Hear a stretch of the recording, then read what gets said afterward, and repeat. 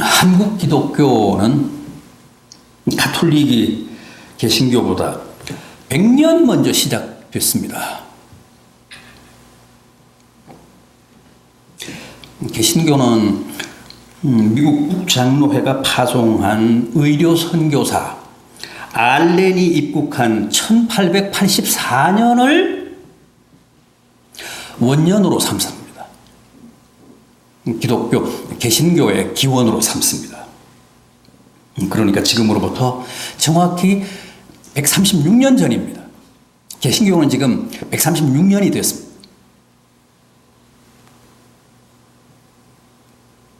그런데 가톨릭은 조선 천주교를 창립한 1784년을 한국 가톨릭의 기원으로 삼습니다. 개신교는 1884년이고 가톨릭은 1784년이니까 정확히 100년 차가 납니다.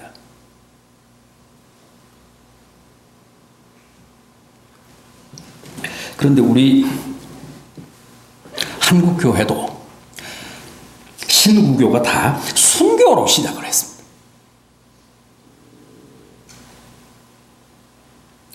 100년 앞선 가톨릭도 100년 후발인 개신교도 다 순교자의 피 위에 세워졌습니다.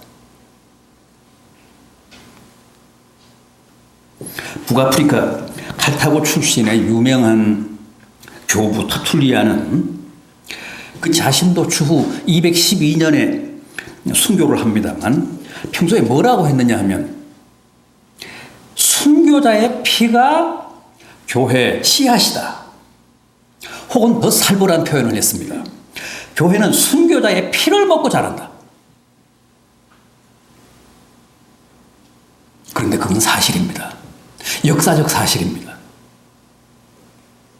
보십시오. 초대 예루살렘 교회도 스데반 집사와 야고보 사도 같은 순교자의 피 위에 세워졌잖아요. 초대 로마 교회도 바울과 베드로의 순교의 피 위에 세워졌잖아요.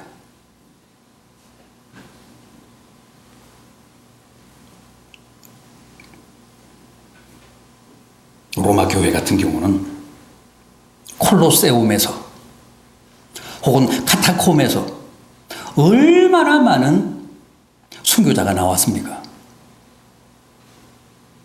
그 피 위에 로마 교회가 세워졌습니다. 그랬던 만큼 로마 교회에서 세계 교회로 뻗어나가잖아요.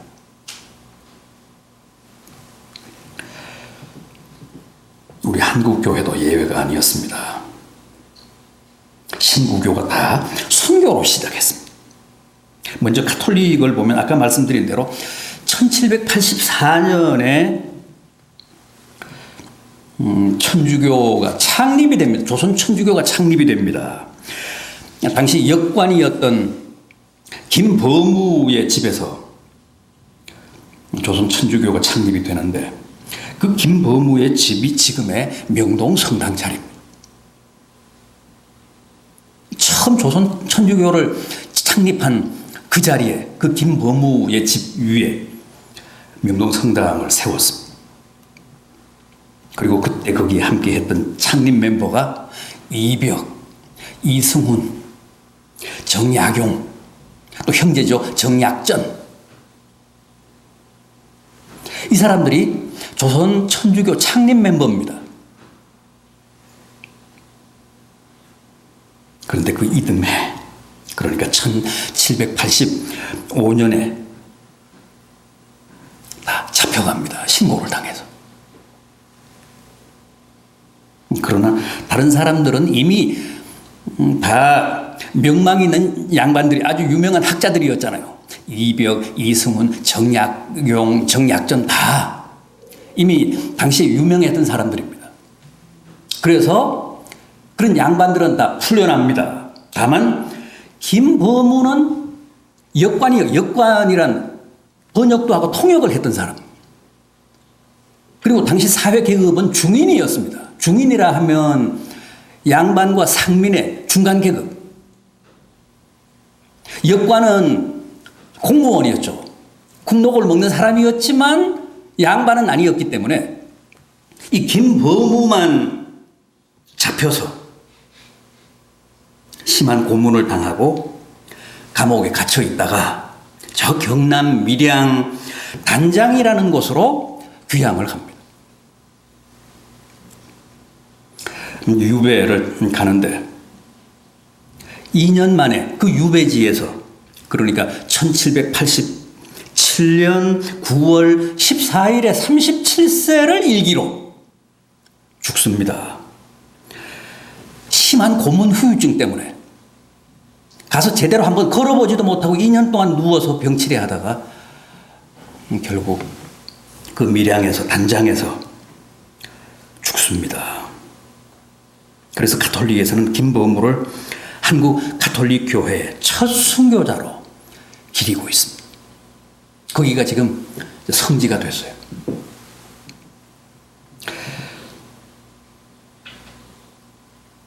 흔히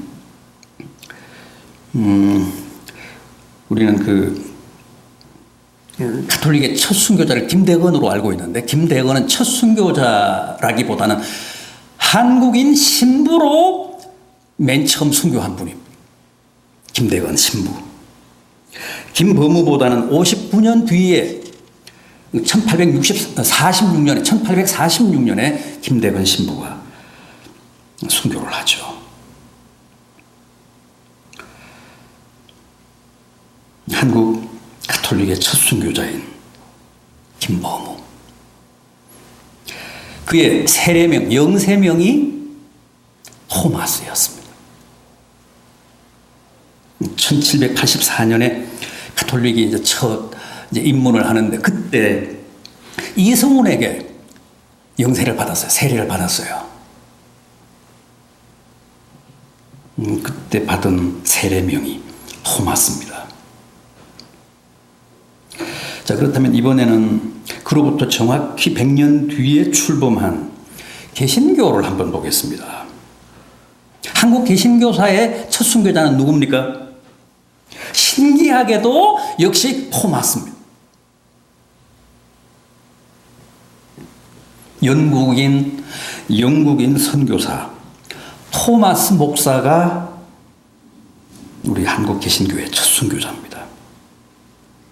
제가 아까 한국 개신교의 공식적인 원년이 알렌 선교사가 입국한 1884년이라고 했는데, 토마스 선교사는 그 알렌 선교사보다 무려 18년이나 앞선 1866년에 중국에서 국내로 들어오다가 평양 대동강변에서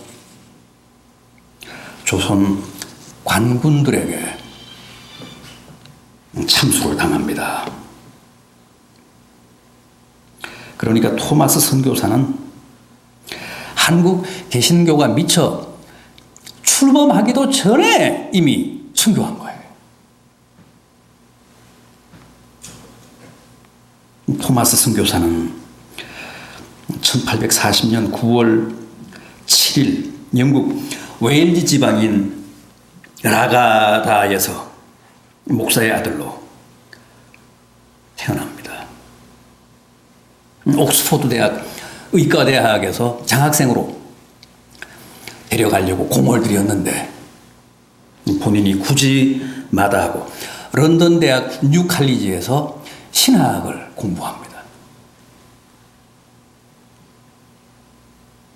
그래서 1863년 6월 4일에 아버지가 목회하던 고향 교회에서 24세에 목사 안수를 받습니다. 그리고 목사 안수 받던 해 1년 전에 잉글랜드 영주의 외동딸 캐롤라인과 결혼을 하죠. 그리고 목사 안수를 받은 해 8월 런던 선교회의 파송을 받아서 부인과 함께 선교사로 중국 상해에 도착을 합니다. 그런데 그 다음 해 아내 캐롤라인이 죽습니다. 사망을 합니다. 첫 아이를 출산하다가 사산을 하면서 결국 산모까지도 목숨을 잃고 말았습니다. 또 토마스 선교사도 이미 중국에 나와 있던 선임 선교사들과의 관계가 참 나빴습니다. 그래서 사역을 할 수가 없었어요. 결국 본국 선교본부에 사직서를 제출하고 1865년 1월에서 8월까지 청나라 해상세관의 통역관으로 근무를 하는데 거기서 조선 상인 두 사람을 만나는데 그 조선 상인 두 사람에게 결정적인 정보를 얻습니다. 조선에는 지금 5만 명가량의 천주교 신자가 있고 또 11명의 외국 사제가 있고 천주교의 기도문 같은 것은 있지만 아직도 한글로 된 성경이 없다. 또 개신교회도 없다.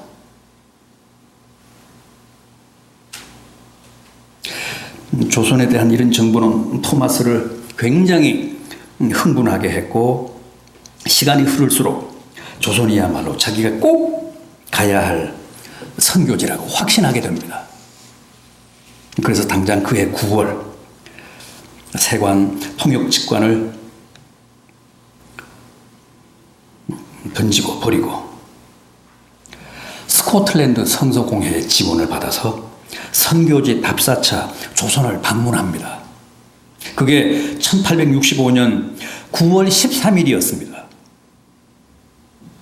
선교 열정에 사로잡힌 그는 서해 백령도 근처의 작은 섬에 도착을 해서 약 2달 반가량 조선말을 익히고 또 가지고 온 성경, 한문 성경 200권을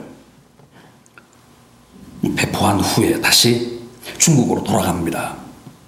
그리고 런던 선교회로부터 정식으로 조선 선교를 허락받아서 조선으로 가는 배편을 찾았는데 그때 만난 배가 바로 미국의 상선인 제너럴 셔먼호였습니다. 1866년 8월 9일로부터 토마스 선교사는 제2차로 조선행 선교여행길에 오릅니다. 제너럴 셔먼호는 중국 출항 일주일 만에 대동강 입구 용강 주영포에 도착을 해서 평양 쪽으로 대동강을 거슬러 올라가다가 8월 27일 평양 한사정에 정박을 하고 조선과의 통상을 요구했습니다. 그때 조선은 대원군의 쇄국 정책으로 외국인에 대한 감정이 극도로 나쁜 때였습니다. 결국은 거기서 무력 충돌이 발생합니다. 9월 2일에는 제너럴 셔먼호가 양각도 모래톱에 완전히 좌초하고 말죠. 토마스 선교사는 불타는 셔먼호 갑판 위에서 중국에서 가지고 온 성경을 다 강가로 내던지고 마지막 한 권은 자기 가슴에 품고 강물로 뛰어내리는데 결국은 조선군에게 생포되어 강가로 끌려 나옵니다. 격분한 조선 군관들이 승선자 모두를 살해하고 토마스 선교사도 그 강변에서 처단을 하는데 그때 형집행관이 바로 박충권이라는 사람이었습니다. 박충권이 칼을 뽑자 토마스 선교사는 급히 자기 품에서 성경책을 꺼내 그에게 건넸고 그리고 두 손을 모아 마지막으로 기도를 올렸습니다. 그러자 박충건이 칼로 토마스 선교사의 목을 칩니다.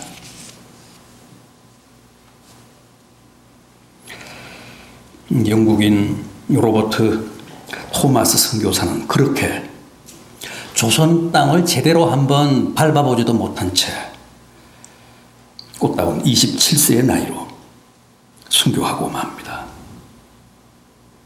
그럼에도 그의 죽음이 결코 헛되지 않았습니다. 그에게 성경을 받고 목을 친 박춘권은 그로부터 33년 뒤에, 그러니까 1899년에 평양교회의 영수가 됐습니다. 장로가 됐습니다.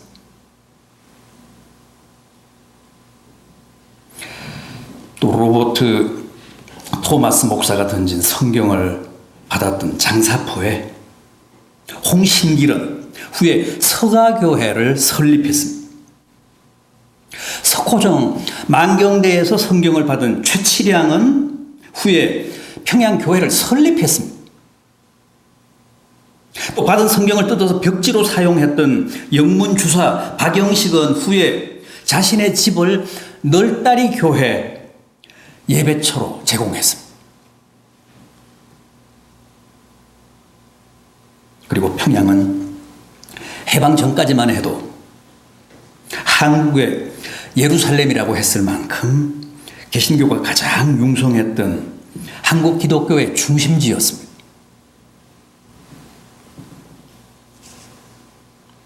한국 최초의 신학교도 평양신학교고, 초기 한국교회 지도자들도 다 그 평양신학교 출신들입니다. 지금 우리 교단의 장로의 신학대학도 바로 그 평양신학교 후신입니다.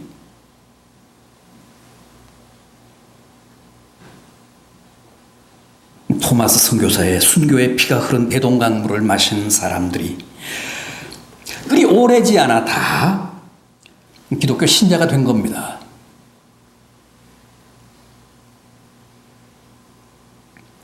토마스 선교사가 순교한 해인 1866년 1월 12일 런던 선교회에 보낸 그의 편지를 보면 이런 대목이 있습니다.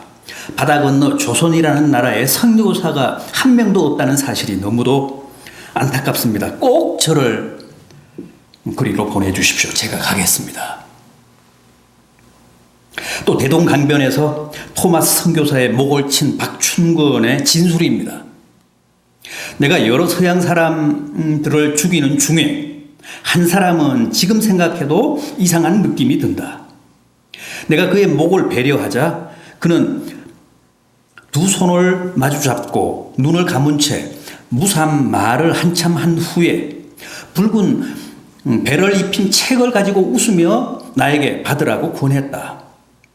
내가 그를 죽이는 사람이기는 하였으나 그 책은 받지 않을 수가 없어 받아 집으로 가져왔노라. 그리고 그 책을 읽고 신자가 되었습니다. 장로가 되었습니다.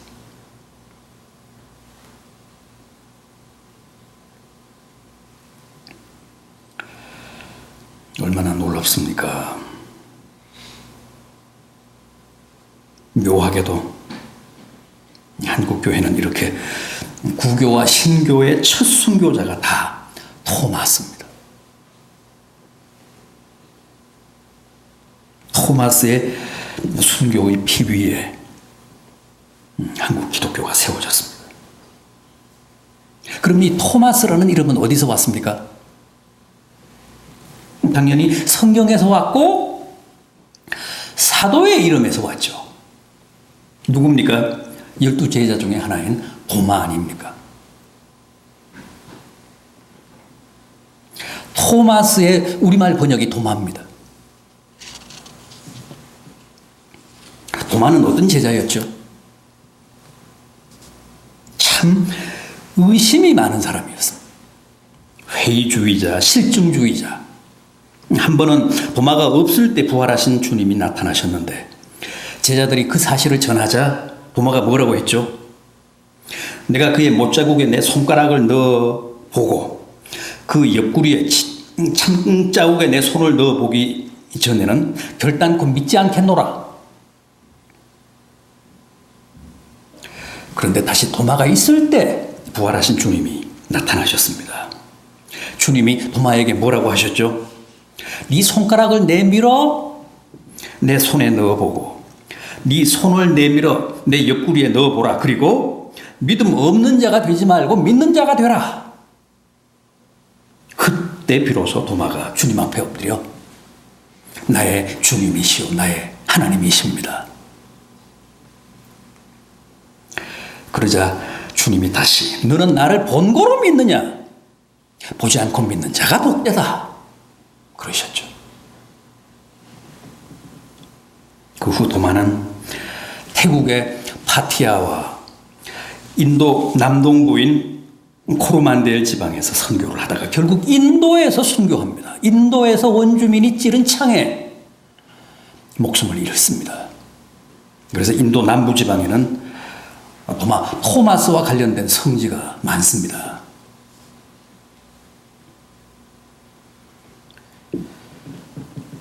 자, 이렇게 한국 교회의 첫 순교자는 구교, 신교가 다 토마스인데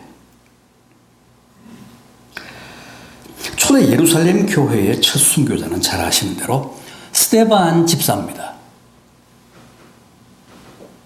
그리고 12사도 가운데 첫 순교자는 요한의 형제인 야고보였습니다. 그 대목을 성경에서 한번 보겠습니다. 사도행전 12장 1절 이하입니다. 제가 읽겠습니다. 야고보 사도가 순교를 당하는 대목인데 사도행전 12장 1절 이하입니다.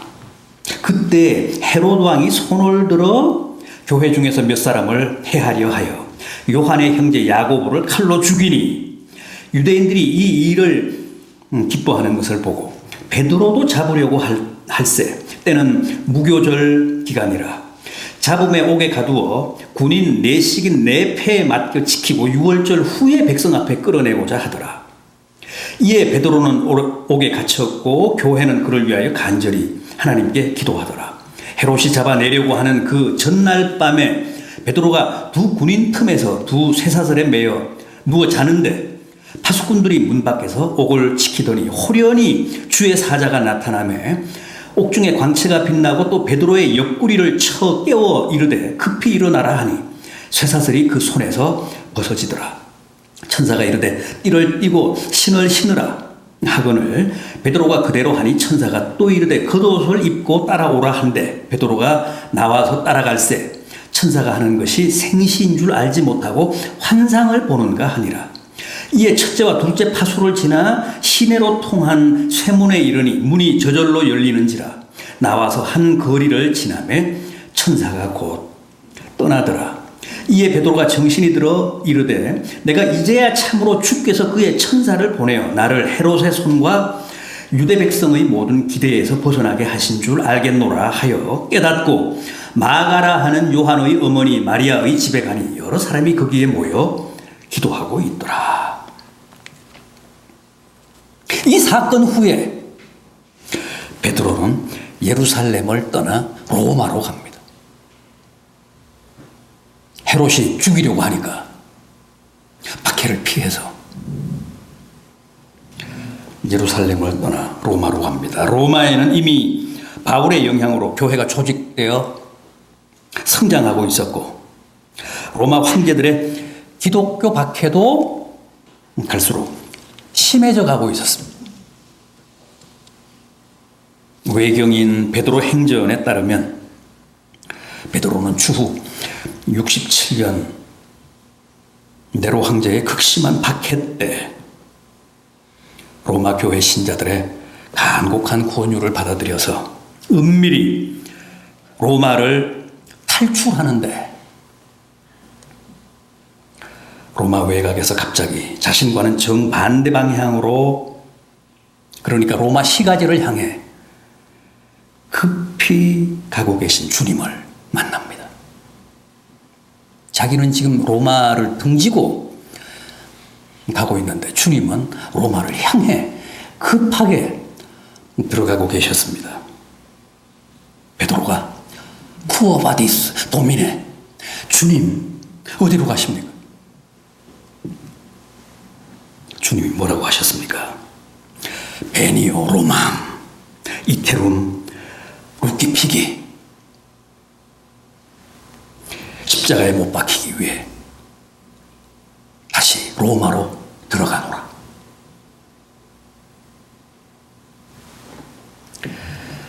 베드로는 거기서 통곡을 하며 아닙니다.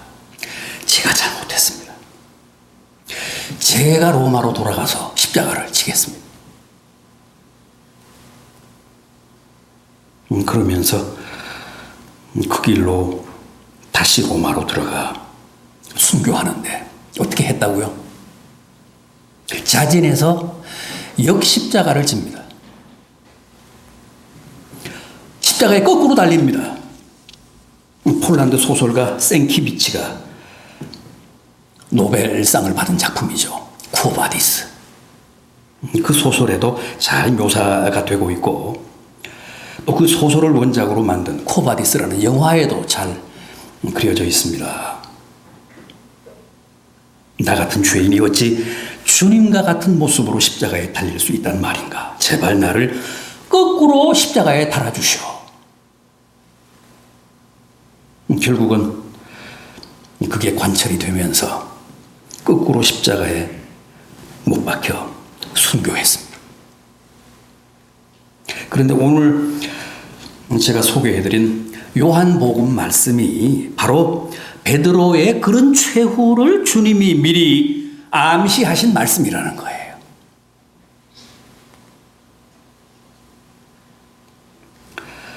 이 말씀을 하시면 베드로가 어떠한 죽음으로 하나님께 영광을 돌릴 것을 가리키심이로라.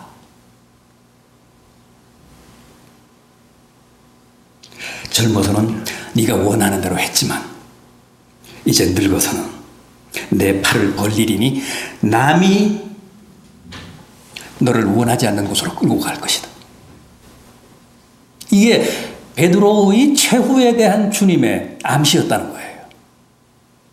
이 요한복음의 저자가 그렇게 해석을 하고 있습니다.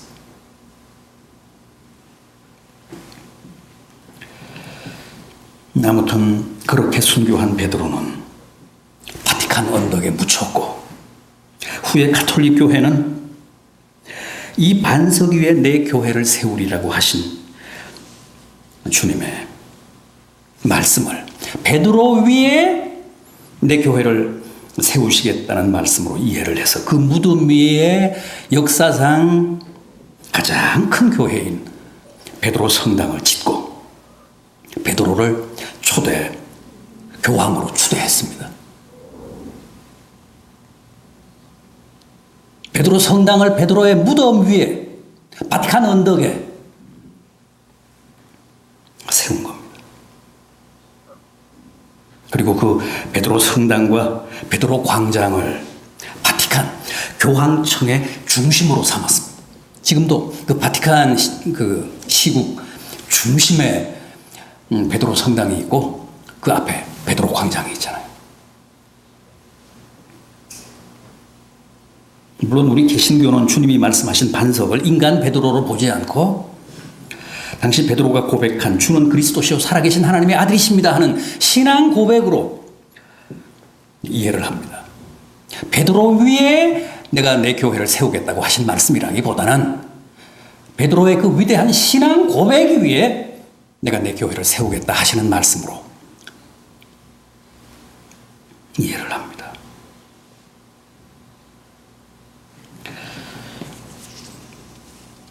그럼에도 어쨌든 베드로는 위대한 믿음의 선진이자 십자가에 거꾸로 달려 죽은 위대한 순교자입니다.